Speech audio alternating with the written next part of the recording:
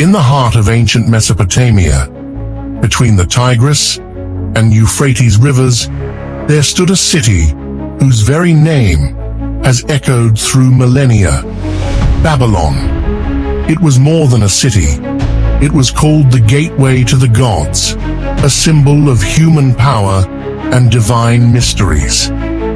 Founded in the shadows of time, Babylon rose to become the first great empire of the world. From its humble beginnings, it grew under the rule of kings whose ambitions reached the heavens, echoing the legends of the Tower of Babel. But Babylon's rise was not only written in the sands of history, it was foretold in visions given to prophets long before its time. One such prophecy was revealed to Daniel, a young Hebrew exile who found himself in the very heart of this empire. In his visions, Daniel saw more than the rise of Babylon.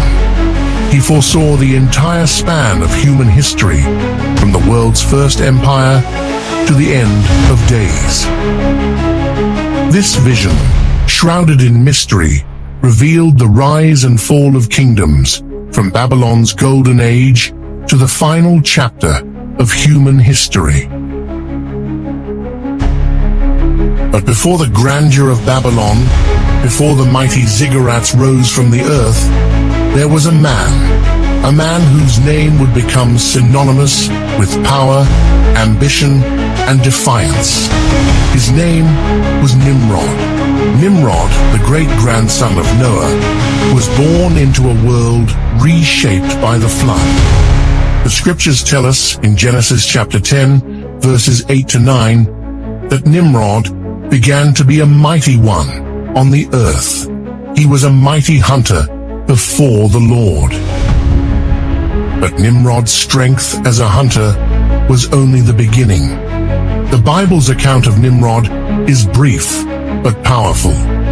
He was not just a man of physical might. He was the founder of cities, a ruler of empires. The beginning of his kingdom, we are told, was Babel, Erech, Akkad, and Calneh, in the land of Shinar. Genesis 10:10.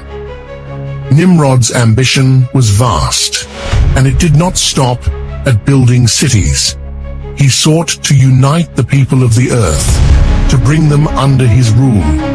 In the land of Shinar, he oversaw the construction of a city that would become legendary: Babel, later known as Babylon. This city was not just a capital. It was the embodiment of Nimrod's desire to challenge the divine order. It became the center of a monumental project, one that would challenge the heavens themselves. Nimrod, in his defiance, sought to build a tower that would reach the very skies, uniting all people under a single banner, a single language, and a single purpose.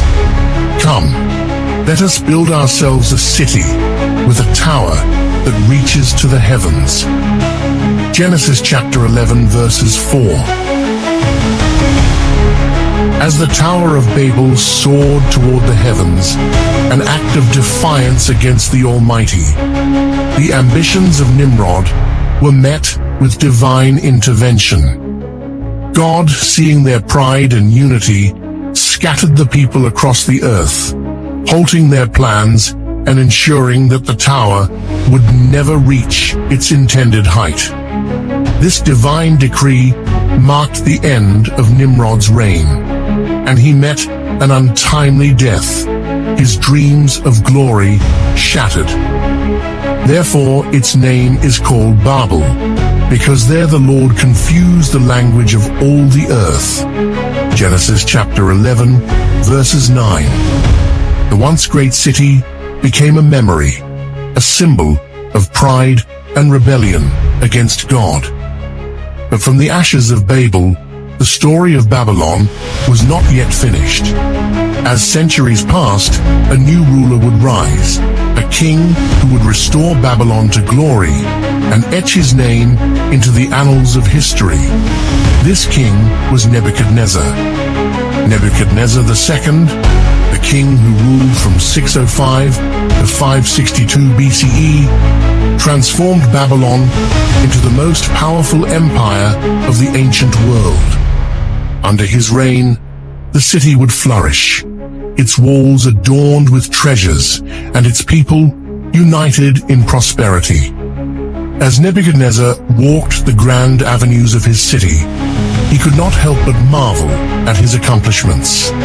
He is recorded to have proclaimed, "Is not this great Babylon, which I have built by my mighty power as a royal residence, and for the glory of my majesty?" Daniel chapter 4, verses 30. Yet like Nimrod before him, Nebuchadnezzar's rule would be marked by encounters with the divine. His power was great, but it was a power challenged by visions that foretold his fate and that of his kingdom. His destiny would intertwine with prophecies that echoed through the ages. One night, troubled by a disturbing dream, Nebuchadnezzar found himself gripped by fear and confusion. This was no ordinary dream. It was a vision from God, a message about the rise and fall of empires that would shape the course of history. When morning light broke, the king's unease only deepened. In a fit of anger, he summoned all the wise men of Babylon, astrologers, magicians, and sorcerers, to his court, demanding they interpret his dream. The atmosphere was thick with tension as the king's voice echoed through the marble halls. The king proclaimed, "I have had a dream, and my spirit is troubled to know the dream." He ordered them not only to reveal the interpretation, but to recount the dream itself, declaring that failure to do so would result in death. The wise men exchanged fearful glances, knowing the gravity of the situation. "O king, live forever. Tell your servants the dream, and we will give the interpretation," they pleaded. But Nebuchadnezzar's wrath had been ignited. "If you do not make known to me the dream and its interpretation, you shall be torn, limb from limb, and your houses shall be laid in ruins." His threats hung heavily in the air, leaving the wise men trembling in fear. Desperation took hold as the king's fury boiled over. In response to their failure, he commanded that all the wise men of Babylon be executed, sealing their fate as the king's heart grew colder. But amidst the chaos, a young man named Daniel, one of the captives from Judah, would soon learn of the king's decree. Unbeknownst to Nebuchadnezzar, Daniel possessed a gift of understanding dreams, a divine blessing that would soon alter the course of his life and the fate of a kingdom. As the sun dipped below the horizon, casting shadows over Babylon, Daniel was brought before King Nebuchadnezzar. The atmosphere tense, the fate of the wise men hung in the balance, and the king's wrath was palpable. The king, his face etched with anxiety, eyed Daniel as he entered. "Are you able to make known to me the dream that I have seen and its interpretation?" he demanded, his voice laced with authority and desperation. With humility and confidence, Daniel replied, "No wise men, enchanters, magicians, or astrologers can show to the king the mystery that the king has asked. But there is a God in heaven who reveals mysteries, and he has made known to King Nebuchadnezzar what will be in the latter days." Daniel took a deep breath, sensing the weight of the moment. "Your dream, O king, and the visions of your head as you lay in bed are these. To you, O king, as you lay in bed, came thoughts of what would be after this, and he who reveals mysteries made known to you what is to be. You saw, O king, and behold, a great image. This image, mighty and of exceeding brightness, stood before you, and its appearance was frightening. The head of this image was of fine gold, its chest and arms of silver, its belly and thighs of bronze, its legs of iron, its feet partly of iron and partly of clay. As he described the head of gold, Daniel's voice resonated with clarity. This head of gold represents you, O king. You are the head of gold. God has given you dominion, power, strength, and glory. In your hand, he has placed the kingdom of men, and the beasts of the field and the birds of the heavens are under your rule. Wherever they dwell, he has given them into your hand and has made you ruler over them all. Daniel continued, For the silver chest you saw, O king, this represents another kingdom that will rise after yours.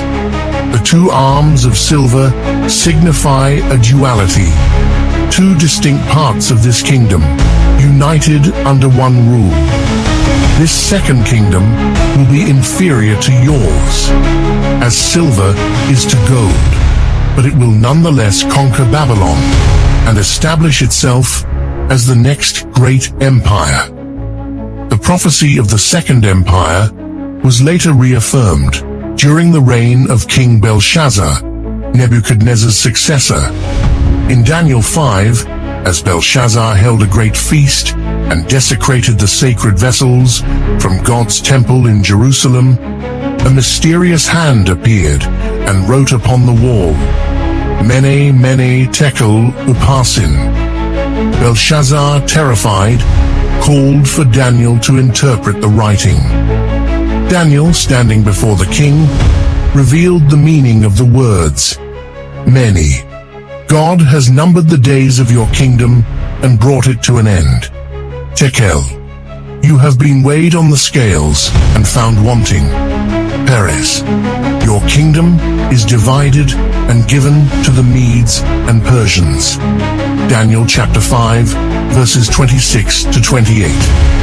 That very night, as foretold by the dream, the Babylonian Empire fell to the Medes and Persians led by Cyrus the Great, fulfilling Daniel's interpretation of the silver chest and arms from Nebuchadnezzar's vision. O king, Daniel continued, the belly and thighs of bronze represent a third kingdom, one that shall arise after the second and shall rule over all the earth. This kingdom, though inferior in splendor to the gold and silver, will be powerful and swift like bronze, used to make weapons of war. He continued, this third kingdom will expand its dominion far beyond that of the Medes and Persians, conquering vast territories and becoming a force that will influence much of the known world. Centuries after Daniel spoke these words, the Greek Empire would rise under Alexander the Great, whose swift and brutal conquests would change the course of history.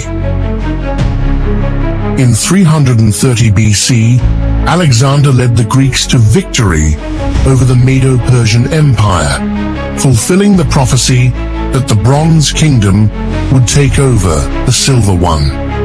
Alexander's forces, renowned for their speed and strategy, toppled the mighty Persian Empire at the Battle of Gaugamela. This moment signaled the end of the Medo-Persian dominance and the beginning of Greek rule. The Greek Empire's conquests stretched from Greece to Egypt and as far as India, making it one of the largest empires in ancient history. This kingdom's far-reaching influence fulfilled Daniel's words. It would rule over all the earth. Daniel 2, verses 39.